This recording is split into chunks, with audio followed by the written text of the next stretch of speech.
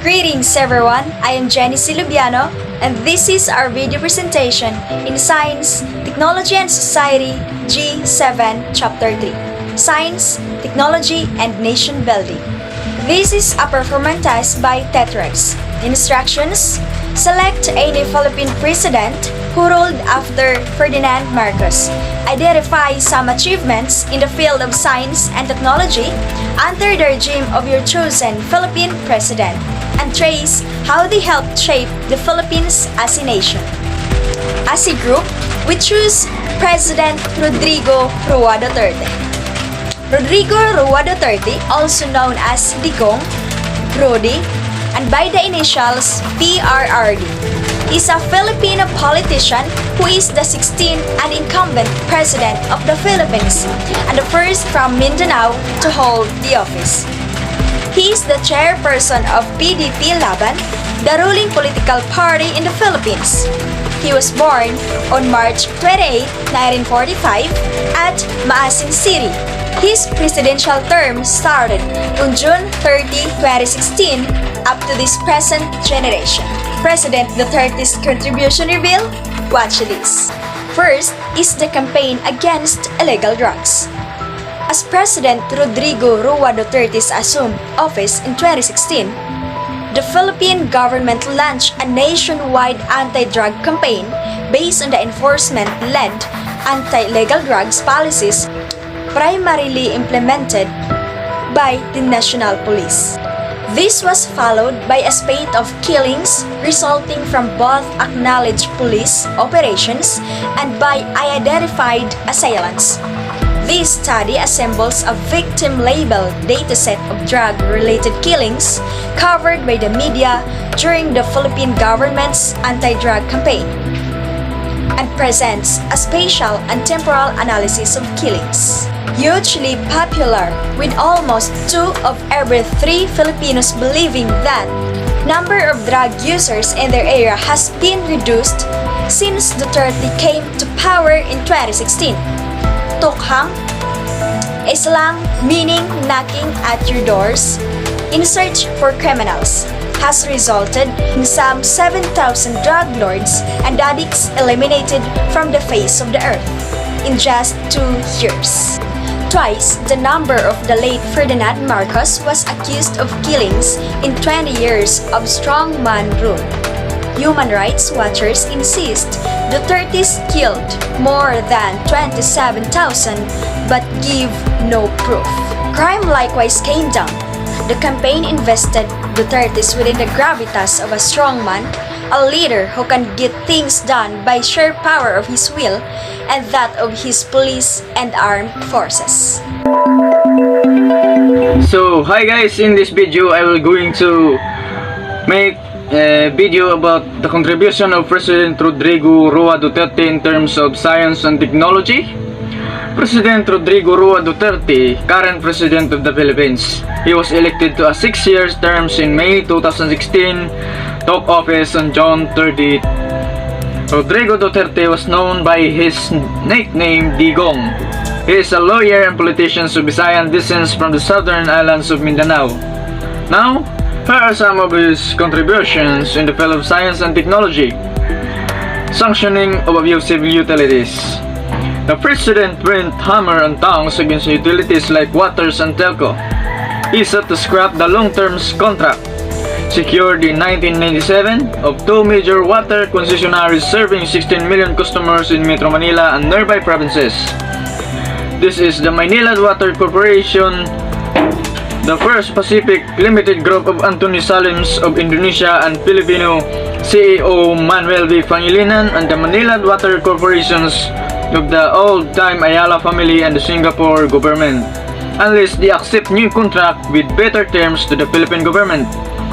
Stung, the 2 water companies gave up 11 billion or an arbitral award. Refund from unapproved the rates increase. Ayala's Manila Water sold 25% of its equity to Ports Tycoon Enrique Rizon for 10 billion pesos, with the latter eventually taking control of the utility. The other of his contributions are passport validity extensions to 10 years, driver's license validity extensions to 10 years. Okay. Stay for penalties for hospital refusing to treat patients. The indefinite ceasefire between MNLF and MILF, CPP, NDF, and the government. This is held in Norway. Republic Act 10931. This promotes universal access to quality tertiary education by providing free tuitions in state universities and colleges.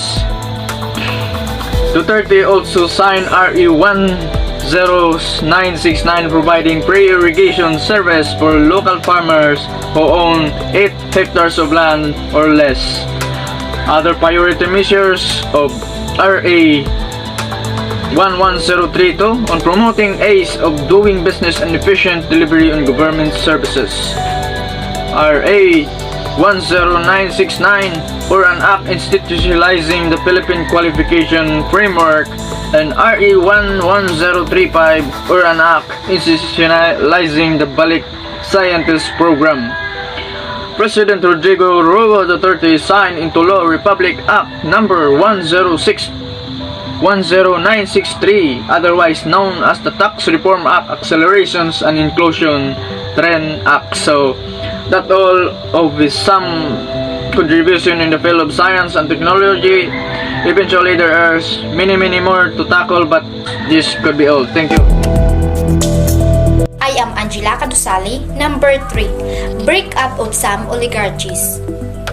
The closure on May 5, 2020 of broadcast behemoth ABS-CBN Corp of the old Lopez oligarchy is not a retribution against a Peach Sky media institution nor intended to intimidate, if not silence critics and media.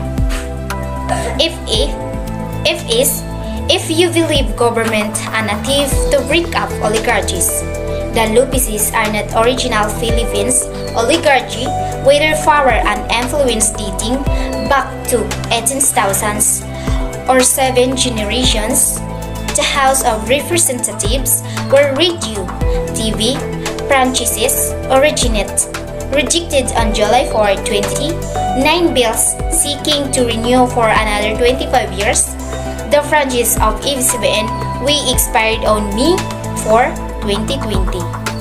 In 1 year list, ABS-CBN's market value dropped from 13.54 billion in May 2019 to almost nothing by today. The company had to lay off nearly all of its 11,000 workers. For this, after the rejection, Duterte addressed drops in battle warly. Holo Solo. The president understood the Filipino and English. I can't fall from a plan. I am very happy. You know why? Without declaring martial law, I decimated the oligarchy that controlled the economy of Filipino people. The rich, he said, milk the government and the people.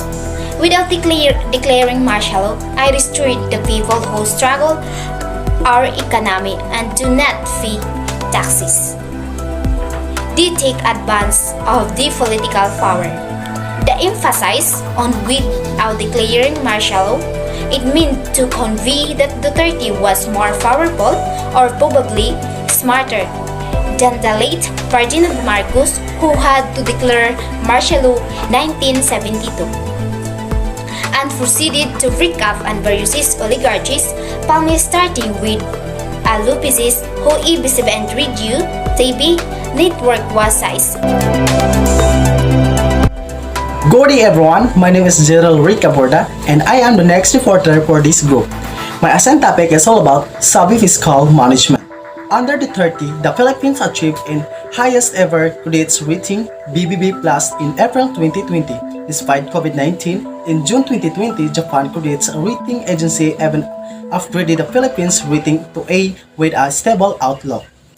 Japan's top debt watcher GCR is smaller than the top 3 credit rating agencies' Fitch Ratings, Moody's Inventory Service, and S&P Global Ratings.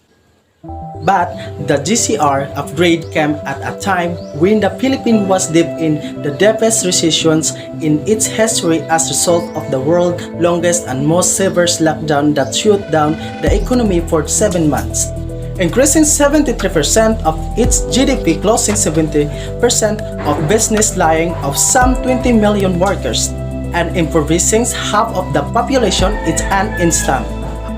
Each project are divided into 3 subcategories: NIDA approved projects, NIDA ICC approved for NIDA approval, and the 4 ICC processing approval projects. There includes railway, bridge, 6 to link entire country, airports, terminals, BRTs, expressways, government center, and the housing. And that's all. Thank you and God bless.